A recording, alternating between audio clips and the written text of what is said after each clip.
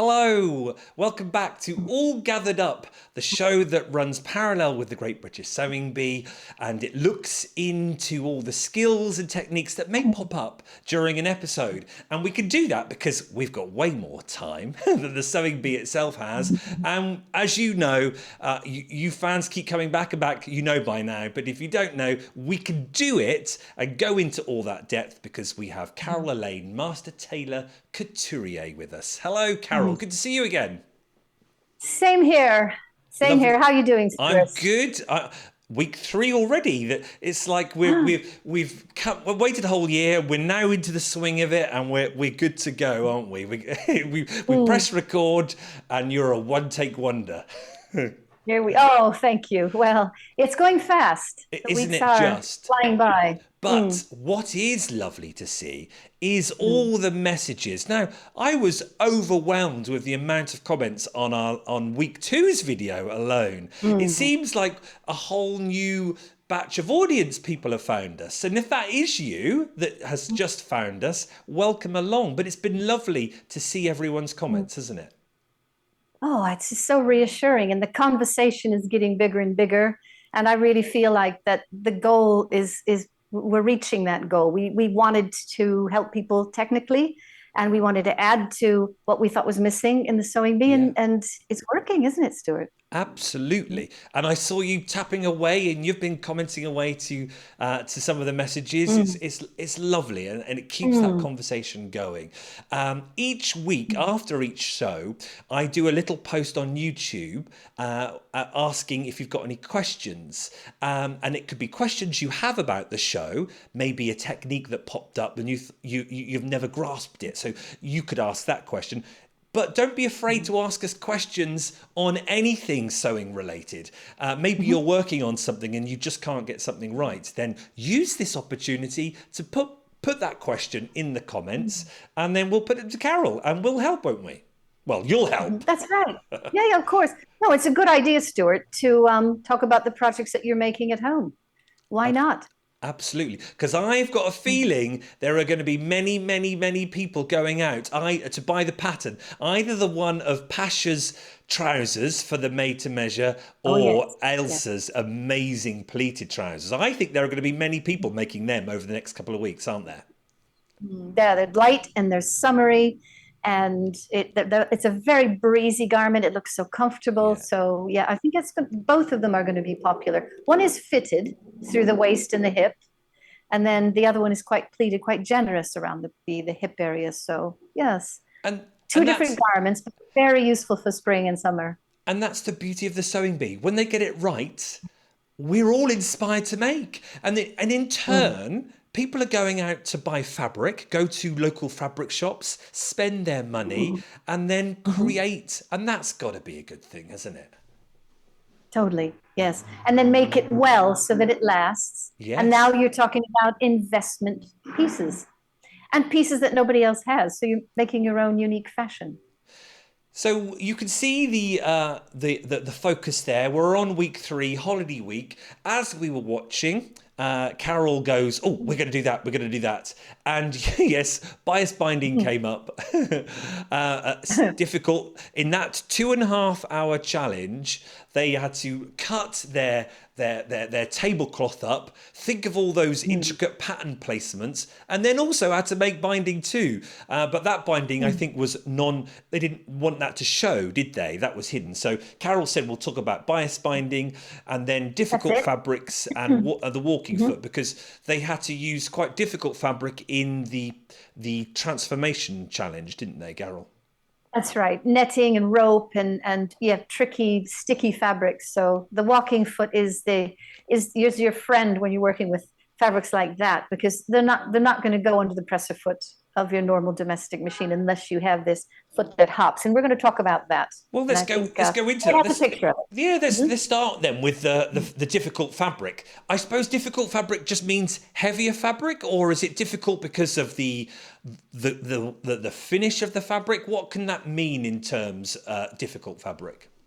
Oh, so many different things. I mean, it can be difficult to handle. You know, it can be really cumbersome to just cope with, Okay. like so, like a drapery fabric or something really thick, or it can be sticky, it can be slippery, it can be leather, it can be, have a knit content in it that you need your ballpoint needles. So like all of these things that you're sewing, you've got to work with your tension, your needle size, your choice of thread.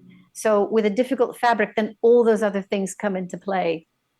And we touched on needles last week, so actually it will be nice to recap that if you didn't watch last week's episode. There's never a problem of repeating stuff because people come in and watch the show and come out at different points. So it will be good to talk about needles again anyway, because I found using specific needles or specific style needles or specific size needles can make all the difference, can't it?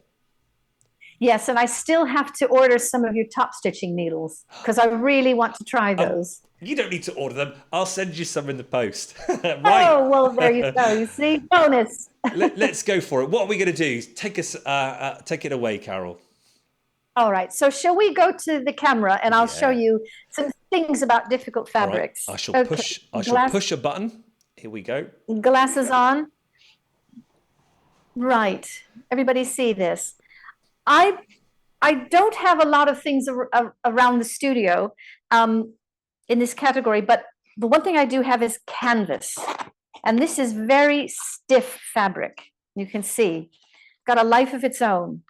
So I thought, well, let's say we were making a bag. A Okay. bag with a drawstring, Oh, and a right. bag with sides, Yeah, like the and proper a gusset. transformation round. Yeah. Yeah, like proper transformation.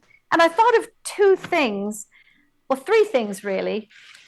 One of the things that somebody had trouble with, now, this is the top of my bag, and this is the casing. Now, one of the contestants had a heck of a time threading the rope through after his bag had been finished. Right? Do you remember that, Stuart? It was Marcus. Sadly didn't get it all tucked in time. So it was hanging out, wasn't it? The blue rope was hanging out. Yes, that's right. So let's say this is your canvas and you're going to have drawstring on both sides, okay? The bag comes up and you're going to have opposite strings Yeah. gathered in. Yeah. This might seem very obvious to you, but here's my rope. It's going to be difficult to feed through depending on the size of the casing. So why not just take your rope and set it into the fold and pin it along the way so that it can't drop out. And then this is also a good gauge for deciding how thick your casing should be. Then go ahead and stitch that. Take your pins away, and the rope is already in. So it will, it feeds then freely. Okay? That might seem obvious, but it'll save you some time in the long run, and it'll save that panic at the end with the safety pin and trying to thread it through. Brilliant. So you can actually sew your rope in first, sew the casing with the rope already in it, okay? And then you don't have to feed it. The other thing I saw somebody struggling with was an eyelet. Oh, yes. And I thought... We've tried those before, haven't we? Those machines. Yeah, those machines. So I thought, well, let's make a fabric eyelet. Oh, cool. Let's just do that. So this is a rather large eyelet, but the rope might be large. You can always make it smaller. But in order so that everyone can see it, what I've done is I've just taken a patch. This is a fusible canvas. I've sewn a circle, okay?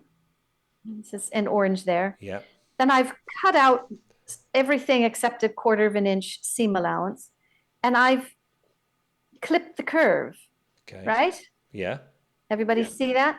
Now, all that's left to do is to feed that all through to the other side. To your wrong side, yeah. To your wrong side. Give it a stretch. And then because this is a fusible canvas, all you need to do is iron that down. Okay? And then on the right side, you have look at a lined circle. See there? And then let's say that the rope is going to feature. I know this is way too big. The principle. But you get, absolutely. you get the idea. Indeed. Then what you can do is you can then seam this rope into the gusset at the bottom. That would be on the, just seam it in so that it's very sturdy. And a lot of it, there was a lot of instability with some of the transformation, some of the rucksacks, you know, it didn't actually hold up. It wasn't fixed like it could have been. So that's one thing you can do by just, after that's all set, that just seam it in when you complete your bag, and then it's never going to go anywhere. Okay, so that's another thing. And the third thing is we're going to talk about the walking foot. And the lovely thing about the walking foot is I've had these two odd bits of leather lying around, and I've appliqued the leather side and the suede side using the walking foot. Oh my Lord. So now, so the leather is on the canvas, and then the suede is on the leather on the canvas. That's right. Girl. So these sections, I'm actually sewing through 3 layers of difficult fabrics. You know, the leather side, the canvas, and then the suede side. And this would be very tricky to do without this walking foot. Okay. Now, you believe you've got a picture of a walking foot? I have. I'm just going to go back to our first screen. And, oh, look at your red dress thing in the background there. Oh, look at that, everyone. This goes home tomorrow. This is a grandmother of the bride. Oh, look at that! Yeah, we didn't see that at the beginning because you were obviously closer up. Now, since you're at the sewing machine, there it is. Right, everybody, this is a presser foot. This is what will go on your domestic machine, and this is what helps sew multiple layers of fabric. Yeah. Yes, or difficult fabrics. Okay. Slippery fabrics, sticky fabric like suede, like leather, certain felts, fur. Okay. Boucle. Yeah. And what it does is, there's a set of leather teeth.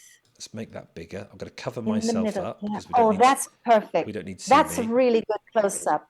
Okay. So you see the presser foot, the silver bit on the bottom, the bottom, yes. Yeah. There it is. That's the normal press. That's what slides on the fabric. Okay. Then above that, you've got this set of plastic teeth. Okay. Now that works with the feed dog of the machine. And what it does is it hops. And that's why you have such a large mechanism behind it. Because that whole thing is making this go in a circular motion. I get you. And grabbing onto the fabric and pulling it through. And it's pulling it through. And it's working in consort with your feed dog of your machine. So, because that's the issue. I know this. Let's shrink that back down again. Oh, well, let's delete that. I use one of these in quilting. Because remember, in quilting, we've got our bottom fabric. We've got our wadding in the middle. And then we've got our piecing on the top. So we've got our quilt sandwich of 3 layers.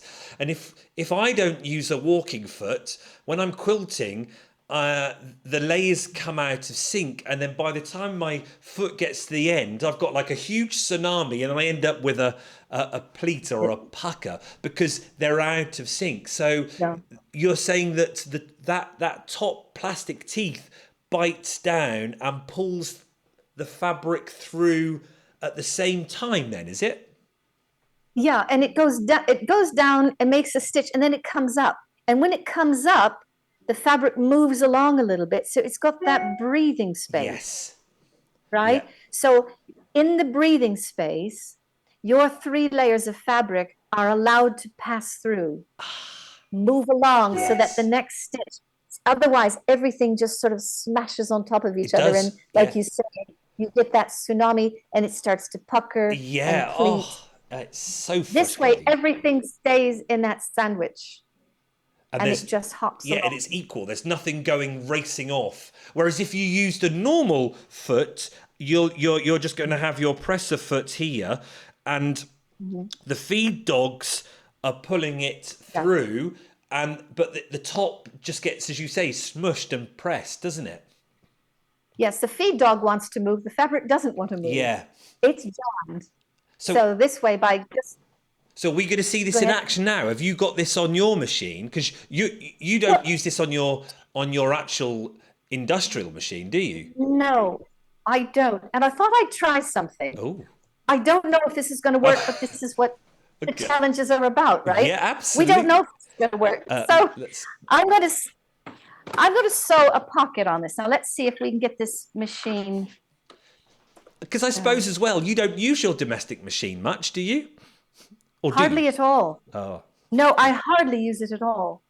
I would use it if I needed to zigzag something okay. because we don't zigzag on our Right, viewers. industrial. There's the presser foot.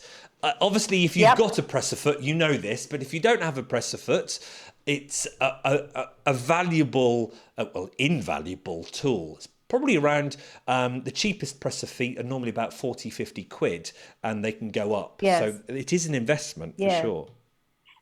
It definitely is an investment and it makes things so easy. And it might make this difficult. I have no idea. But I talk about difficult fabrics. I'm going to sew a pocket on, and the pocket is made of bubble wrap. Oh Lord, Karen. I know. Well, What why not? for, right? It could What come up. for? It could come up in the transformation challenge in that Never know. paraphernalia that they had. Okay. Now the only thing is I'm afraid. Well, I'm not afraid, but what if it starts popping? You Oh, well, know. it will. I know. So it might, and it might not. But look at here. Okay. I can see it jumping Talk up ab- and down. Yeah. I thought this would be really interesting to show people how this might work. And this is part of a difficult fabric. You see how heavy this is? Yeah, yeah. And when you've got a domestic machine with a free arm, all that has to go somewhere, doesn't it? So here we are. So the insanity continues. This is really quite wacky, but now you get the idea of Yeah. just how valuable this foot is. I can see those white plastic teeth going up, coming down, and then as it combining with the presser, the feed dogs, they're pulling it through feed equally. dog. Yeah. Yeah. So I'm using a basting stitch. I'm using a larger needle. This is a 14. And I'm using regular sewing thread, but depending on what decoration you wanted this to look like, you might choose a heavier top stitching thread. So there we are. It worked. And A pocket made of I noticed you're not pulling it from behind either. You're avoiding that, aren't you? no. Yes. Again, good reminder. Just let the tool do the work. And there is our pocket, our bubble wrap Oh, look pocket. at So that. I know it's a bit wacky, but this is what we were talking about with the transformation challenge Absolutely. and the raw materials that these people are given, honestly. So it's just try things. Why not? And conquer the difficult stuff. Now, should we have a little word about bias binding? Oh yes, yeah. Okay. Where So am I? bias Oh, binding. you're back there. Okay, yeah. Okay, bias binding is obviously it's cut on the bias. It's cut on 45-degree angle to the selvage or to the cross grain, and it's stretchy, and that's what allows us to manipulate it and work it around a curve. Wow. As it happens, I think there was a very light curve around the neckline of that top that they had to make. You cut your strips. I cut this 1.5 inches, and you join it. And when you join a bias strip, let's see if I can. Yeah, I can see that. Brilliant. You're joining it. You're joining it on the straight of the grain. See, that doesn't stretch at all, unlike the finished strip. So you join it, and then this gets pressed open. And then here's how I make my bias binding. I don't use one of those gadgets, right? Okay. The first thing I do, there's my 1.5 inches. I press it in half. Okay. Now I've got my midway line. So that's the first thing I do. And then I open it up so that I can see that pressing line just here. And then I simply press each side back in till it meets that midsection. and then I turn it around. And there it is. Now, this you can use to finish something off the way, I forgot what her name was. She actually did this. She finished her neckline like this by wrapping it around, and they called her up on it. They said, we didn't want that. Yes, that's true. That is true. Yeah. Okay. All right. What they wanted was they wanted you to use the bias binding like this, So how I that's, finished it off. oh, yes. Yeah. Yeah. And then you simply would open up one of those edges and you would sew it on to the edge of your neckline or whatever On the front, yeah. on the front, on the top side. Yeah. And then I'll get a couple of pins here. So let's pretend that these are stitching lines. Yeah. Just going to pin into that ditch that we pressed, and that would be pressed. This is how purchased bias binding looks. Absolutely is, yes. Yeah. Yeah. So then we've sewn that, and then you simply turn the whole thing round to the wrong side. And then they would top stitch it just here on the edge, and that would come out on this there. edge. Okay. Is that clear? It is, because that was one of the. I'm just going to come back to this camera. That would have been. Oh, let's get rid of that.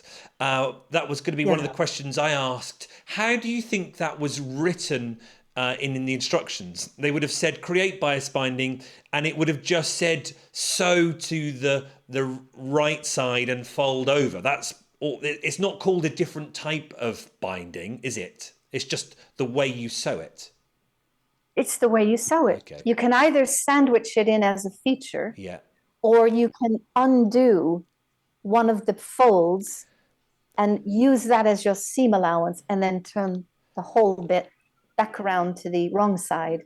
And then you're top stitching the right side of the binding, and that's but it's on the wrong side. You're using the edge of that as a guide, which is a little bit tricky. You have to have that perfectly straight, and your tension has to be absolutely spot on as well, so that when you turn around to the right side, the stitching line is clean and it's crisp, the right tension, and it's even. So, but who knows? I have this question in my mind all the time. How is the direction worded? Yeah, because obviously there are. I think the decision. Did I write it down? Let's have a quick look on my notes for the pattern challenge.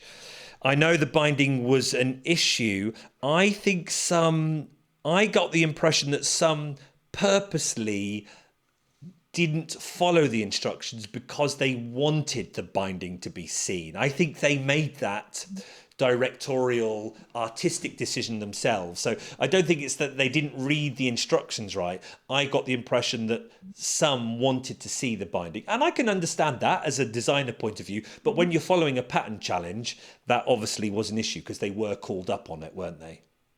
Yes, and if they just sandwiched it on top of the raw edge, then the neckline would have been too big. Oh, that seam would have been too big, because you're supposed to lose about 1/4 of an inch when you put on that bias binding. Yeah. And then you turn it back. And then I think I remember on the picture, they're supposed to meet in the middle. Well, let's go to it, because I was just about to say, how are you going to do that V? Let's see what pictures I've got. This was someone with the binding on the show. I can't remember who that was. Yeah, you've got that at the bottom. What happens at the bottom there? So it looks like it's crisscrossed over itself. Instead of just meeting in the middle, she's crossed over because she had extra fabric.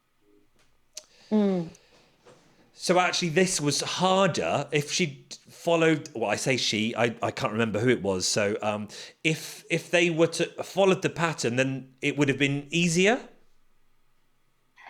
Yes, it would have. Well, it would have come out cleaner, and she wouldn't have had to make that extra, crossover, and then hope that bust seam matched at the side seam. Does that make sense? Absolutely. Yeah. Now we've talked about bias binding before in previous episodes. So what I'll do, thank you for that, Carol, is I'll Mhm. put them in the link below because they're all on your YouTube site, aren't Yes, they? that's right. That's right. And We've done studies. Mm. and because Mhm. I remember, I think I remember one where you talked about binding, bias binding, and then I talked about binding, straight binding, because we use straight binding in quilting. I remember. That's right. And I think I remember you talking about how to miter the corners That's it. Yes. when you Oh, bind a quilt. Yeah. Oh, that love a looks mitre so corner. crisp. Ah, And I think I did a little demo. So for once, I was able to do a demo. So I'll put that link in the description below mm, because, as I say, we've been doing this. This is our fourth year now. So you just yeah. imagine how many demos Carol's done over those 4 years. 10 weeks, Mm, yeah, 40 demo, at least 40 demos. And so yeah. sometimes we've come up against, similar topics. So I'll put them all down and then you can watch different episodes of Good, us talking about binding. good idea. Good idea. And hopefully, because we're dealing with different fabrics and different techniques, that it's not going to be as repetitive as I think. No, Hopefully, no, we'll not all, at all. Not it at all all. it's all fresh. It's all a fresh approach to something new. Yes, and though sometimes we don't often use techniques that often, so it's often sometimes it's a good refresher anyway. Oh yes, I'll remember that. So it's always good. I think. Good. Now needle size. What did you have in your machine there for the canvas? Yeah, I was using a 14. I probably could have used a 16. It's very thick and Yeah. it's got a treatment on it, which makes it almost a bit sticky. So I would say it's even harder than like a denim, heavy denim. So I probably could have used a 16 and then I should have used a heavier thread as well, maybe a 30. Oh, Um, okay. Yeah. that would have been helpful. Top stitching thread, I don't think too necessary, but I think I should have used a stronger thread. But it's good to know because you try things, don't you? And you always make tests, and so it's Oh, good to know that you can get away with just a normal sewing thread with that. Actually, I think Gutermann would be perfect. A Gutermann sewing thread is quite good. Polyester core would be absolutely fine. But then you need to stress test it as well. And it could be that maybe you'd need to do one of our flat felled seams and double stitch it oh, so that it's really yeah. sturdy, right? Yeah. And just to give a little bit more clarification on needle sizes, I've just got a little picture here I'm just going to drop in. Again, I'll cover my Okay. face up. um, when when Carol says 100 or no, Carol says 14, 16. Needle sizes of two, they're metric and they're American numbers. Yeah. So, Carol, what did you say? A 14 did you use? 14, Yeah. 14 or 16. Yeah. And on your needle, when you buy them, they'll have both. So you'll have 90 14 or 116. And for example, some of them now, if I show, oh, let's move this, my face. These only are actually now saying, can you? It's a bit small, but at the top there it says, Jeans needle. Yep. Jeans needles. It says I've got a regular assortment. I've got 90 and 100 there along the top. Yes. Yeah. So that's That's not showing, but some needle cases, it depends on the brand, will say 90 14. 90, it would say 90 dash 14. So you've got the metric and then you've got the American imperial. That's the word I was looking for. interesting. And Stuart, I can see the quilting size needle is a 70. Yeah. Now that's a very fine needle. That's what I use most of the time for couture work. I use a size 70s. Do you really use that size for your quilting? Absolutely, yes, yeah. Because so I'll use a 70 10 when I'm doing my cotton piecing. When I've got Yeah. two, I haven't got anything lying around. Have I got anything lying around? No. when I'm just using my simple patchwork cotton and I'm sewing two seams together, and I'll sew a 70 because I'm using patchwork quilting cotton, 100% cotton. Mm. And I don't want a very big hole. I don't want my cotton being pierced with, because you're doing Yeah. lots of holes, aren't you? You see, Yes. because we'll use with piecing, we'll use a small stitch length too. Right. But when I then go to quilt, remember there's the difference, isn't there? There's the piecing when you make your actual what we call a topper, and then once it's pieced together, we'll actually then quilt it. Remember I said at the beginning, our quilt sandwich will have our topper, Yes. our Yes. wadding, and then our base. I'm going Yes. through 3 layers of fabric. I'll Mhm. still continue to use the quilting needle because have I got one here? No, I haven't got one here. I should have had one. The quilting Mm. needle, like this, get my head Yep. out of the way. That says sharps, doesn't it? Yes. Stretch. This is good for lycra. Don't get that Hmm. confused with your ballpoint and jersey. But the quilting needle has been designed with a nice, really long point. So it can Yeah. go through 3 layers and still glide through. So Yes. even though it's a small point, Yeah. being a Diameter. Yeah. 70, it's been designed with a sort of a longer shaft so it can go through Yes. 3 layers. Right. So the taper is very long on Yes, the yeah. taper to the point is longer, so it can pass through And the those same three layers. as, go on. Yeah, and the middle one is quite thick, isn't it? This batting layer in the middle. Yeah, That's what, yeah, a good eighth of an inch thick. What yeah, is half a centimeter yeah. thick? Maybe thicker. It depends on your preference of wadding for sure. Yeah. Yeah. So that's why the quilting needle is really good when you actually are quilting.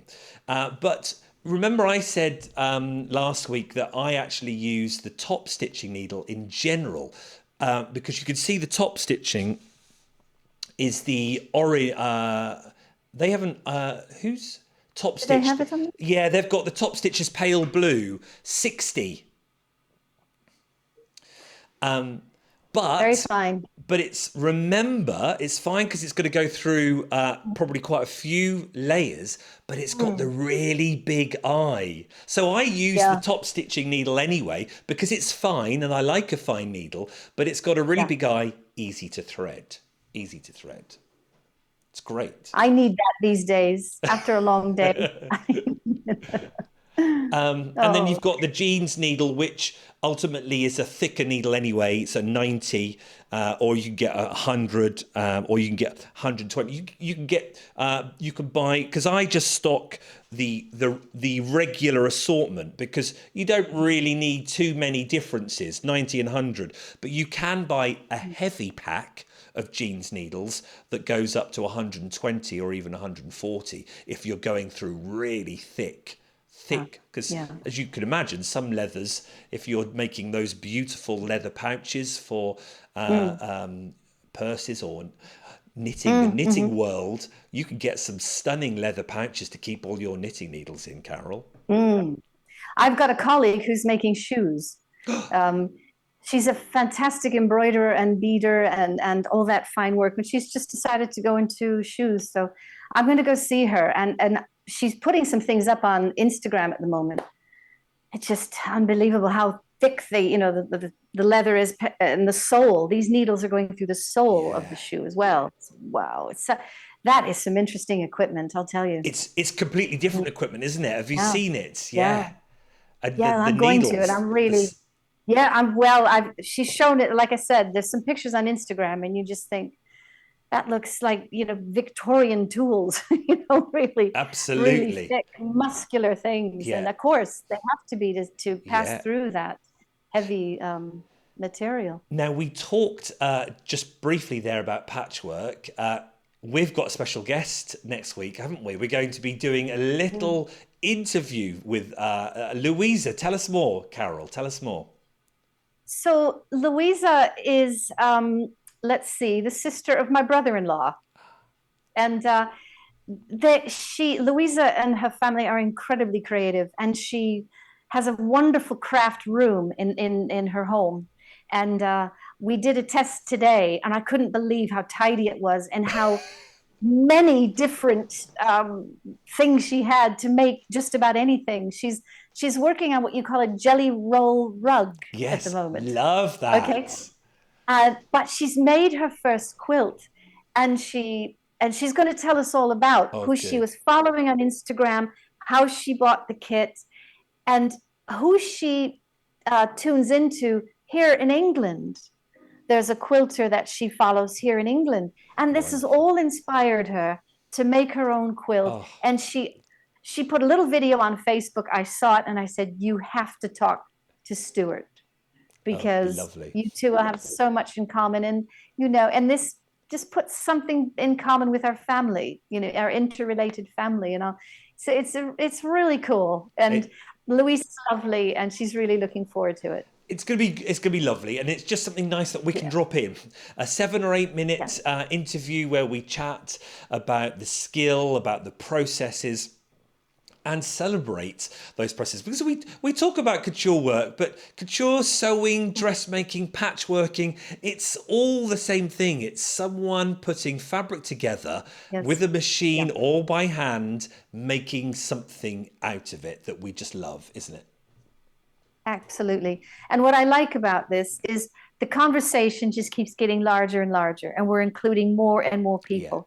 So my area of work is very specialized, bespoke tailoring and couture work. But there's so much more to it, as you said. And what's happening this season, particularly, is the number of people that are contributing and asking questions and wanting to get involved and wanting to be part of that conversation is just growing, isn't and it? that's exciting. And talking about that Mm. conversation, let's go on to a question, because it will lead nicely back into the pattern challenge as well. So we put this up on YouTube. That's where you go each week after the show. I'll just say, drop your messages in here for a question for Carol, and we'll put them in the show at the end. And we've got this from Alison. She said, "I really enjoyed this week's Sewing Bee. I have quite a few old textiles collected from charity shops over the years that I would like to repurpose. So I was excited about the first challenge." As was I. But then horrified at how much they rushed the challenge. I know. They reduced the Mm. time, Carol. What was the thinking Yeah. there? They reduced it I from don't know. 3 hours or 3.5 hours to 2.5. I don't understand why. I don't get it. What's the point, really? What's the point Indeed, in I rushing? couldn't And then understand the point. everything is rushed. And I remember, Stuart, somebody said, I don't know who said it. She said, "This is the third week, and this is the first time I finished anything." I know. This is the first, so It's nothing's getting done. no. And this is really, it's really And heartbreaking. it's heartbreaking and frustrating, because it's frustrating us. No doubt it's frustrating the sewers, because they're going to start questioning their own ability as well, aren't they? That Yes. they can't finish anything. So I Yeah. don't know why. Because a tablecloth still has to be cut up, like blank fabric has to be cut up. But because they Yeah. were asking them for pattern placement, we want to see how clever you are, where you choose the embroidery. You would want that extra half hour alone for that job, to sit and go, where am I going to put this? But they took that half hour away, and gave them 2.5. Yeah, it's not fair on two facets, I think. The first one is they're rushing them. So they're just going to choose something and then sew it up. And then they're going to be called out because they're going to be told, Yeah, "Don't really like where you place things." yeah, Well, I- it's just a rush job. The second thing is, this isn't like fabric that you just fold in half and you lay it out on your table and you cut two of everything. This is completely different.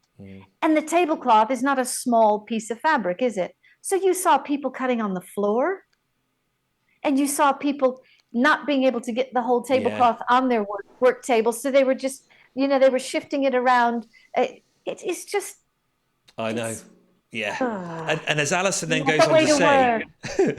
Alison goes on to say, it just seemed criminal to hack those beautiful embroideries in the name of a speed challenge. Well, I know, and it wasn't even a speed challenge. That was the balmy thing about it, Alison. Anyway, she says, my question was really, how might you think through reworking a textile? Any tips on getting good results and on thinking about pattern placement? I would have loved to see them break it down a bit more. Indeed. Well, hopefully Oh, we can try and do that in a discussion. So you've got a massive tablecloth, Karen. Carol, yeah. how do you that? What are the next steps? I presume everyone's going to be different, aren't they? I think so. And I would say, look at the garment and the component parts of it. Do you have any very large pieces that you can take some of the larger motif and place it? Do you have a scalloped decorative edge that you want to use as a hemline? That would be a very good place to start. Is the decoration, is it a small garment and the decoration is so large that it's going to take up the whole of your garment? Is that going to make sense? Is there a short sleeve or a long sleeve? Do you want symmetry? You have a lovely crocheted top that you wore last week, Yeah. and you chose to have the pattern, the motif, Out of not sync almost. symmetrical, out of Yes. Yeah. sync, out of Yeah. balance. Yeah. So there's a lot of questions to ask. I would say, if you're making a garment that has an uninterrupted front, that would be a place to concentrate a larger piece of a larger motif on. If you've got smaller bits like a yoke or a collar or a pocket, then you're going to want to take the smaller motifs, you see, um, or cut them out and applique them on in a different way. I would say, look at the project, look at your component parts to the garment that you're making, and then what do you like? How do you want to self-express it? Do you want it symmetrical, or do you want it, a little bit out of balance? So there is a lot to think about. Yeah. And and that Yeah. process should be an enjoyable, slow one. Now just imagine trying to do that in in what, half an hour so you can sew it together. It's yeah. It's It's a, what it's a yeah. yeah, It's a big it's task. irrational. Now, Yeah. many of those questions that you just came up were exactly the same questions that I asked myself when I made mine last year. Now, if you've seen this already, I'm sorry. I'm going to bore you again with it. But I had a tablecloth. Let's go to this. That I had found in my granddad's house Oh, when we were going through everything. Found this tablecloth and went, oh my word. It was a huge tablecloth, for a classic long table that had all the pull-out sections that at least 10 people could sit around. So I had plenty of fabric there. I dyed it myself with my lavender and blue, so that's dyed with woad. And you can see there already, there's me holding it up, how big it is. But you can yeah, see all along the edge this specific motif. So I yeah, kind of knew straight away that that motif had to be used somewhere, but where? But like you said, oh, right. So you've got to think of the size of that. So I just wrote it down on my notes, right? That could be used somewhere. I also, let's have another look. We've got another picture there. You can see that motif going up the side, yes. and then it's going to carry on there. So I knew that was going to be in And it it's, somewhere. And let's have a look. You can see. oh, that's Can you so see that beautiful. a close-up one? Yeah. Always get rid of me. Where's me? There. Look at that. Oh, that's stunning. And then you've Oh, got this beautiful, so you've got this lace work there, but then look at this lovely embroidery sort of work too. And that was going up the shirt. So I knew I wanted that somewhere. Now I was doing a shirt, so I just thought I'll have that as on the front. And if I show you this picture, there you go. You can now see. oh, So I kept all that embroidery for my front left and my nice. front Yeah, right. And then yeah, remember that lace work. and that big sort of motif, I put it, That's beautiful yeah, there. one there, and then coming down the middle of the sleeve. And Yeah. then Nice. I don't know whether I've got a back shot, but on the back I put that big motif bit slap bang in the Oh, middle, nice. but low down. Nice. And then the And you're cuffs, wearing this, the I was going to cuffs, say you're wearing this out, right, Stuart? You're not tucking this shirt in, you're no, wearing it outside. absolutely, So yes. let me Yeah, make sure. because you can see the other embroidered bit there and the other embroidered bit there. So you're right. You're looking at where to place and balance as well. And it was difficult. Now I didn't just then guess and lay my pattern pieces down. I actually tried to do a bit more technical. And this, Mhm. Alison, you might want to do is take pictures of it, of the fabric, and if you've got the computer facilities, go into Ah, Photoshop yes. and Yeah. cut it out and or almost just have a crude. So I in Photoshop I had a crude drawing of my shirt, so like that, little collar like that, Yeah. and then Yeah. I just kept cutting up the picture. And I thought, right, I'll place that there, and then I put and I thought, another one there and another one there, and you kind of made a like a Frankenstein's monster version, you know, Mhm. Mhm. and Oh, then you fun. can kind of look back and go, I think that will work, and then I was then brave and then started cutting stuff out. So that could be That's the, yeah. that could be another approach too, couldn't it? Yeah. And then I was just looking, Stuart, you've got your button band, Yeah, all the way down the center front, and that's a smaller piece. And that has, a bit of detail all its own because it's got the buttons on it. absolutely. So, and then you've got a small collar. So these are the smaller pieces. You have a cuff, I see. And did you center something differently on the cuff? So Are you using are you using a border edge? yeah, absolutely. Look at that. Let's Ah, make it okay. really bigger. Yeah. So, like Yeah. what they actually said in the sewing bee, didn't they? They said rather than hemming it, why don't you use the bottom of the tablecloth to save time? And not many of them did that, did they? But No, they didn't. there you go. Look, No. I'll make that even bigger. So you should be able to see there my cuff. There's no hemming there at all. It's using the edge of, and I think you might be able to see the edge of the cuff there that I used. So it looks a bit Yeah. thick there. I had to go slowly when I Yes. was sewing that, but it fits in still, and it looks like a. Can you remember Lawrence Llewellyn Bowen when he was doing changing Yes, rooms, and he would have I do. he I was quite do. renowned for his cuffs, wasn't he? So Yeah. I call that Well, my Lawrence Llewellyn Bowen cuffs, but it works, doesn't it? so it does. You saved yourself some time with that, you don't have to cut a lining for the cuff, and it adds such Yeah. elegance to the finished sleeve, doesn't it? It's a beautiful shirt. It Really makes me pleased want with it. makes Really me want to pleased with do the it. same thing. So Mm. I hope that let's get rid of that. So I hope that helps Alison and anyone else. Go on, go for it. Go and find because those tablecloths weren't being used. So I actually really like this challenge. Mhm. They've been in the cupboard for ages. Mhm. This modern era, perhaps we still sit down at a table, but we're not necessarily sitting down at a table and having dinner with a lovely lace tablecloth. We've got a fancy table or an Mhm. IKEA table, haven't we? A nice wood table that we want to show off or something. That's it. So they are often in drawers. So why not be inspired? Go and get a tablecloth. I went down to the local charity shop yesterday to have a hunt because I wanted to do another one, and they didn't have any. They're all out. So I reckon everyone's already beaten me to it. Probably. Let's Oh, well, they'll come around again. Let's have a look at what some of the sewers made, though, in the pattern challenge. And let's look at their tablecloth cut up. Let's go to, where are we? Let's look at the sample first. Carol, that was the sample.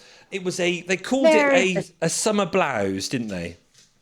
Yeah, very pretty. I think when I saw that, I thought, what a useful garment. Comfortable, really colorful. It says summer when you look at it. Yeah, it's very pretty, and I love the border at the bottom. Beautifully Mm. done, simply done. And then Yeah. let's take a look at all of them there. That's the Mm. 10 sewers. And when you look at it from a distance like that, they actually all look very nice, don't they? They look very pretty indeed. Yes, all riding up a bit at the top. In the front, they're all riding up. There's just Yes. no, So there's no darting in or anything. explain what's going on there, Carol. What is that issue? Well, it's riding up because the front of this mannequin has more length because of the bust than the back. Right. So the front of the top needs more length.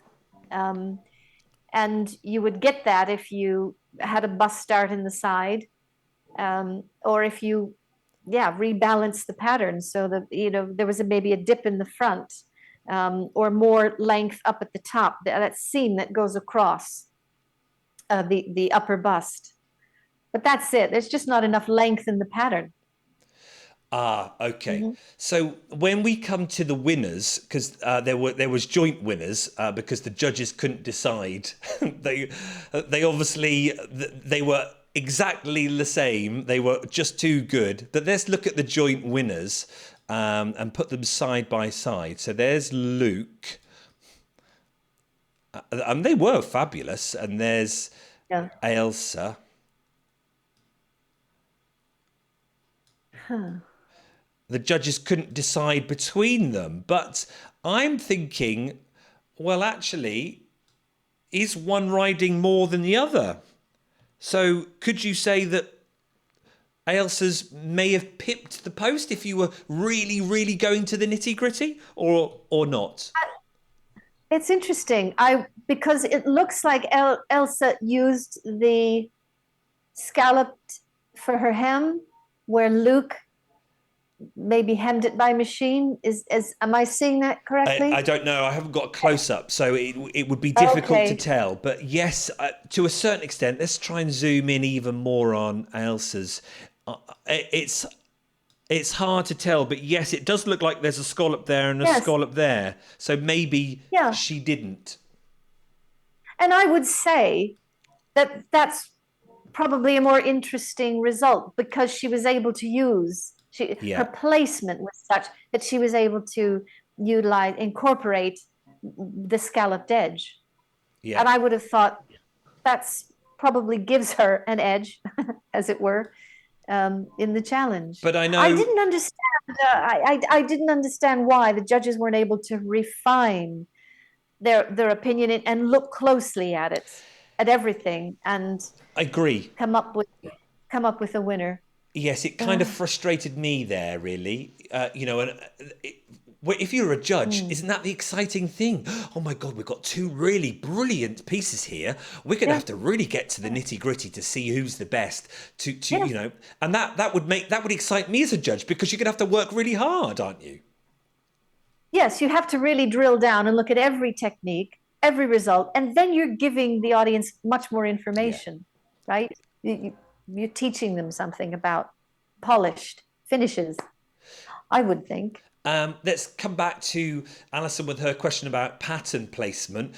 Luke, they have these two lovely pieces here, which did really work, and this asymmetrical bit, sort of like the L shape, kind of works, doesn't Mhm. it? It's something Oh, yes, different. definitely. Yeah, and it puts more decoration in the front of the garment, where Elsa's is a bit plainer Yes. on the center front. So Um, that could have been another criteria. That could have given Luke an edge. They could have said, really love this, yes. but they're both terrific. But we like the way Luke incorporated asymmetry into his design. Spot on, absolutely, and that then is the pip the poke. You're both really, really good, but there's something about this that just gets the edge. Yeah, Agree. yeah. Let's have Don. Now this is sorry to we like looking at Don's work, but we felt for him here. because I know this is something that I would do. When you're caught up in the 2.5 hours of it, you put your sleeve on wrong. Easily Uh, done. I know he was devastated, but how did you feel about that, Carol? You've been there, done that before? heartbro- Heartbroken. And it's a simple sleeve. It's just a simple rectangle. So, you know, it's an easy mistake to make. Um, I don't know if the patterns had notches, you know, to direct Yeah, them, but he was the only one who got that wrong, wasn't he? yeah, But I have to say that I loved the placement of his garment the best of all. I really loved that because he put things on the shoulder, yeah, you know, instead of right either side of that binding. I yes, just thought the mix of his placement was super. absolutely. Darn, he's one of my favorite technicians. He's one of my favorites, and he's having some trouble, and that makes me sad. Oh, it's that time. You can see it's under pressure, and I think didn't he say? Did he say something last week? Have I got it here? Oh no, it was this week. He said during the made to measure, he now has to compromise now between getting it done and being perfect, and it must be heartbreaking as a sewer, mustn't it? Knowing that, Yeah, it is. and he understood that it's a competition. You've got to get a finished garment, and therefore that means perfection has to go out the window. That's right. And I know he has a lot of experience. He sews a lot in a relaxed atmosphere, and now suddenly, you know, the cameras are rolling, and there's a bit of at the wrong moments. I think this is edited in, but there seems to be a lot of goofing around as well from you know the Oh, the presenter Kiel, this yes, yeah. the other presenter seems like Ah, a sock puppet when there's 10 minutes to go, you know, it's not really the time and the place for that. But I'm feeling for the contestants oh, big time because I think the timings are yeah. irrational. And this is where we always say, if you go on the sewing bee, full respect to you. Thank you. They're doing something completely that we could never do. They want to do more sewing, knowing full well it's going to be under speed and rushed, and they still do it. So hearts go out to them for sure. Good Mm. sports. Let's finish by looking at the made to measure round, because we've got to look at Ailsa's trousers again and Yeah. have a look. They had to make their challenge was to make a garment that would be seen on the French Riviera. It could be nostalgic glamour, comfortable, and chic.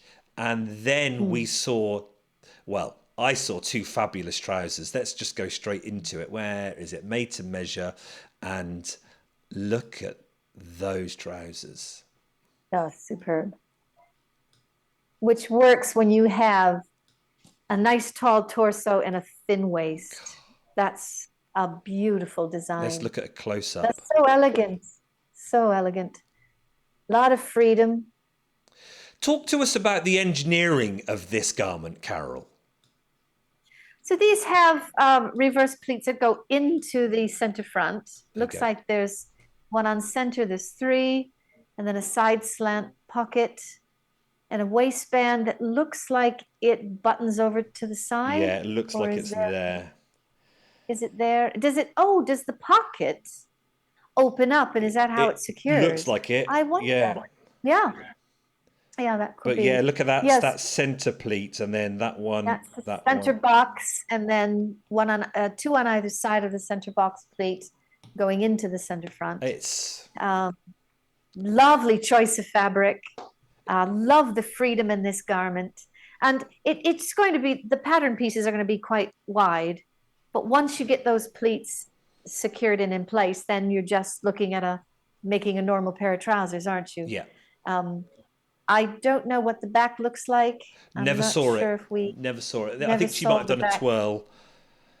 I think there were some Yeah. So pleats in the back, if I remember rightly. I think there were a couple nice ones. Yeah, but this is yeah. where Ailsa, and full credit to her, because I think the sewers, I think they read the brief, which was to make a garment, and they probably thought, oh, that seems really simple for 4.5 hours, 4 hours. So let's go and make something else.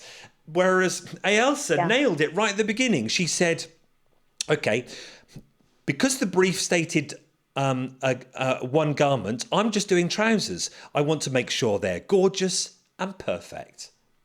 Oh, that's it. Yeah. So don't put any extra pressure on yourself. Just Yeah, excel with the brief as stated, and then just yeah, pick a real showpiece. So, in many ways, I mean, we had two pairs of trousers, which were stunning, yeah. but these just had so much more impact Let's go because to of the volume. Pasha's because they were stunning. But Pasha did two garments, and then that she spent the time on the trousers, struggled with the top, and then I think she said, "Okay, I can't do any more with this top. I'm going to go back and make sure the trousers are perfect." And the trousers Yeah, were phenomenal, weren't they? beautiful. And I like the nostalgia, the old sailor's trousers. That design is Oh, really chic. It does come round every, spring, in a nautical way. But it it's a shame when she decided that the top wasn't going to work, that she just didn't put something else on her model and say, I'm just submitting the I trousers. know, I Because know. then I thought we would have been in a dead heat. I think we would have had a tie Yes, again. we would. Oh no, don't go there again.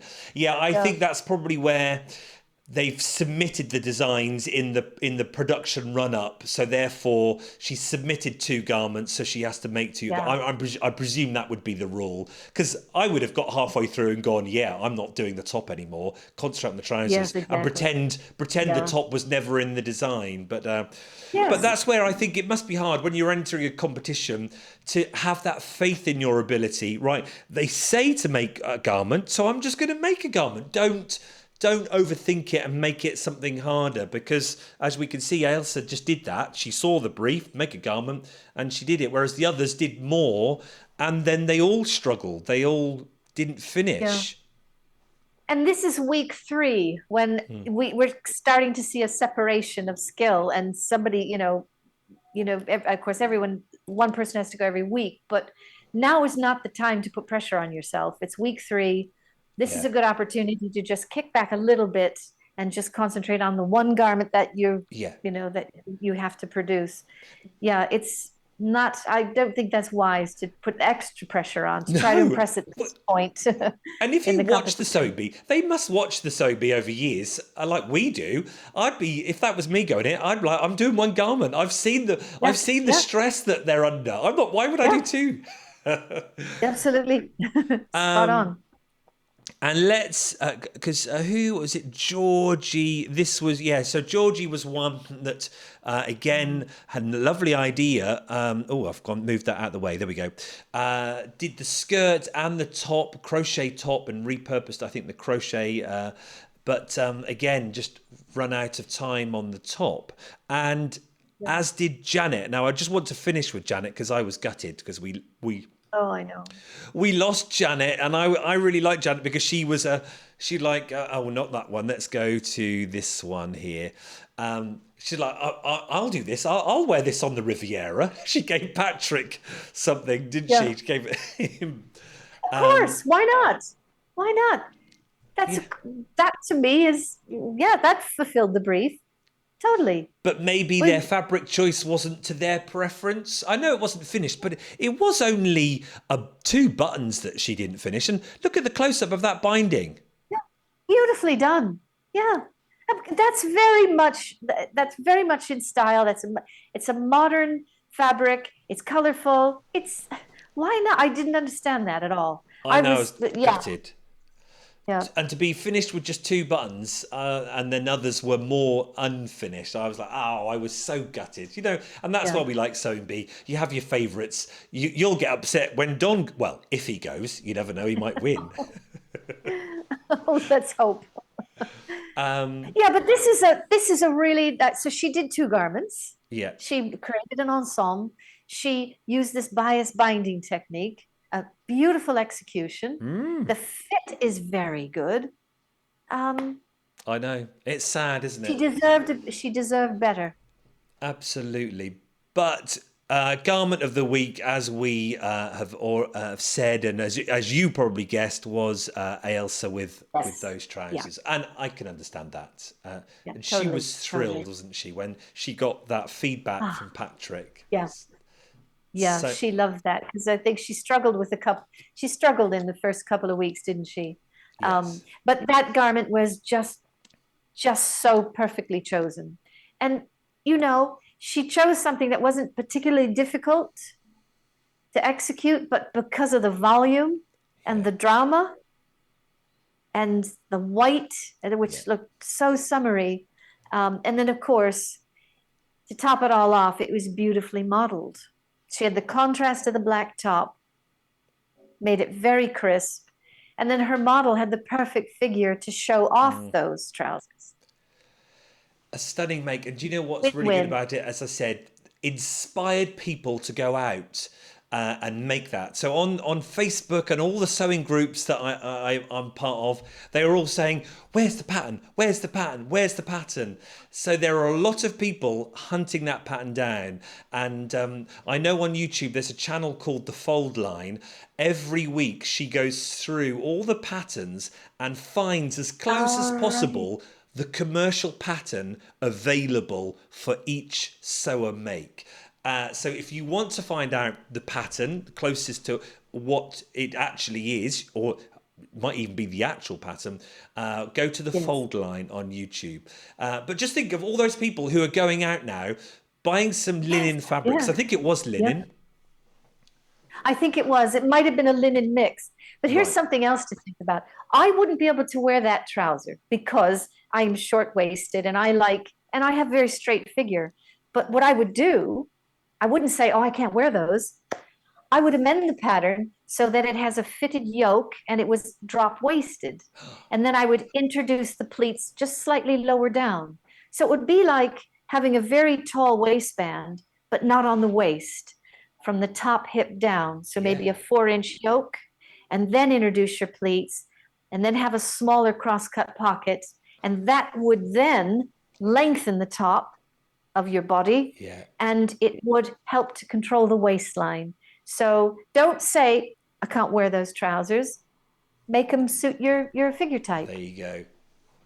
Go out, buy the fabric, support the local economy, get your local yarn shop, fabric shop even, not yarn. Or if in doubt, sometimes you have to go on the internet, but that's still, that it could be a fabric company that will be welcome for your pennies. And then you buy the pattern from whoever designed it, and then you're going to be making. And that's the beauty of Sewing Bee. They've inspired people. Ailsa has inspired us. And that's why we love watching it, ultimately. When you see a Yes. wonderful finished garment, we go out and buy it. We want to make it, don't we? I couldn't agree more.